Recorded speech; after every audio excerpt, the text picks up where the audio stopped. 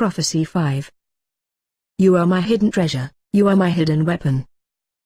Written spoken under the anointing of the RUACH KODESH through Apostle Elisabeth Nikomia on March 14, 1997. My dearest children, you are like a hidden treasure, you are like a hidden quiver of arrows, when they only see a bow. I will use you to speak mightily and you shall do what your sister is doing, warning of the coming judgment. You also are a watchman on the tower. Watch for the signs in the sky as Elijah did, for you shall be warned and then pass that warning unto others.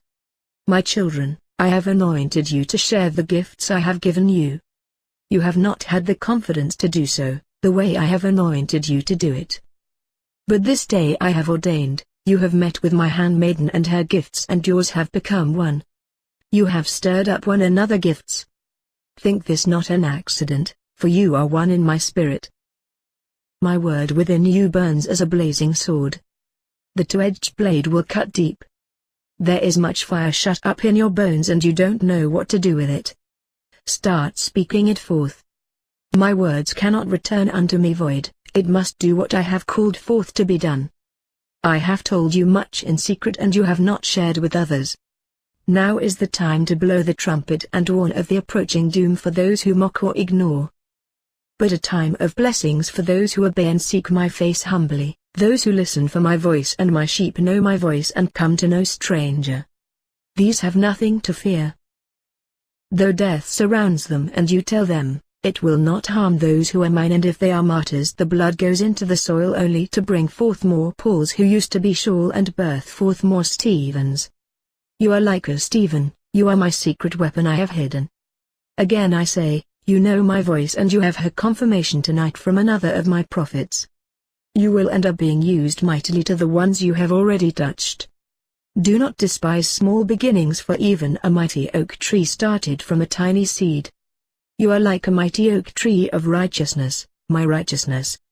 You are not puffed up with pride, nor will I allow it, for I would knock you off your pedestal if you even try.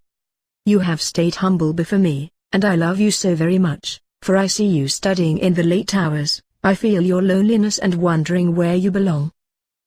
The footsteps of the godly are ordained by Yahuwah. Keep following my footsteps and lead others unto me.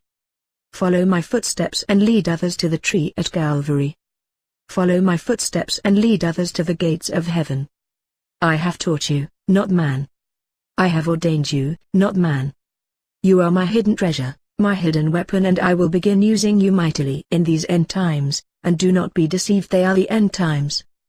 But not the end for my children, for them it is a wondrous new beginning. A homecoming is going to take place, and look at all my children gathered around the banquet table. Yes, my sons and daughters, you will be gathered around that banquet table sooner than you know or think.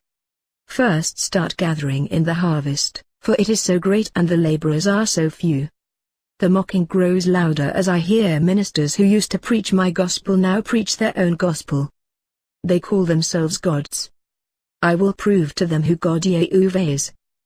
They will regret ever teaching this, for many have gone astray from this lie. Many have died and were surprised they did not meet me, instead the evil one is what they see.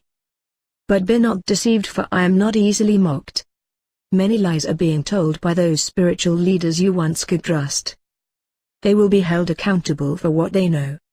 They preached rebellion and labeled it gospel. I tell you they shall pay in a mighty way. For they call me Father and don't even know who I am. But not you, my sons and daughters. Not the ones who recognize my voice from the prophetic messages I have given my handmaiden. My sheep will know my voice.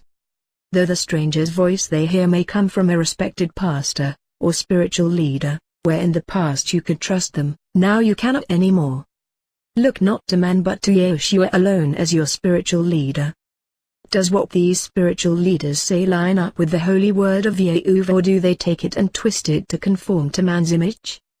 You must turn to the RUACH KODESH and he will lead you into truth, and give you spiritual eyes and ears to hear. Trust a leader only until the RUACH KODESH says no more. Many ministries are falling right before your eyes.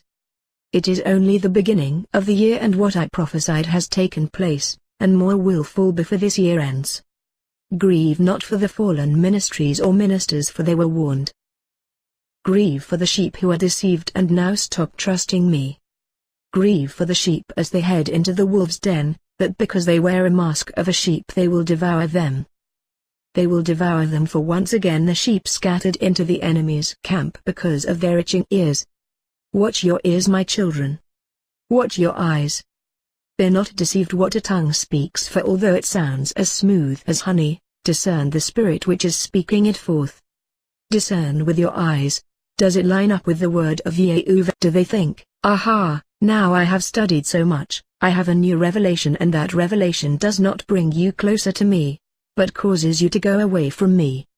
A real spiritual leader will be bringing you closer, warning, encouraging and strengthening. A real spiritual leader is not puffed up with pride. They know they are not a god, not even a little one. They know who they are. They are made in my image, meaning they have a nose, eyes and ears. Come on, look in the mirror, you know what an image is. Let not these foolish teachers lead you astray. You are adopted. I have but one begotten son, do I not? But although you are adopted, I love you just as much as I love my only begotten son. Tell others of what I have spoken this night, for although it started out for one, it turned into words for many. I am Yehovah thy God, and I waste nothing. Even this conversation was preordained. Your meeting was preordained.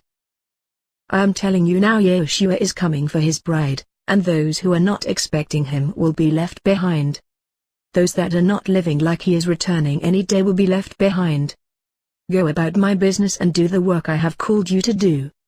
Matter it not whether they believe, leave that between them and me.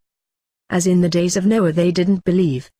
As in the days of Lot they didn't believe, but be not deceived. The voice in these prophecies speak to my children, and I will not let them be deceived, unless they choose to be. The more signs I send of my wrath, the greater the anger will rise up against the prophets who are speaking forth these messages. But know this, I always send the prophets to warn because of my love and mercy. I don't want any to suffer or perish or suffer eternal damnation. So sound the trumpet once again. Those who have spiritual ears to hear will hear my voice clearly, and all others will remain deaf and blind. It is their choice, not yours to make. So it was spoken, so it is written. March 14, 1997. Apostle Elisabeth, Elijah, Nikomia.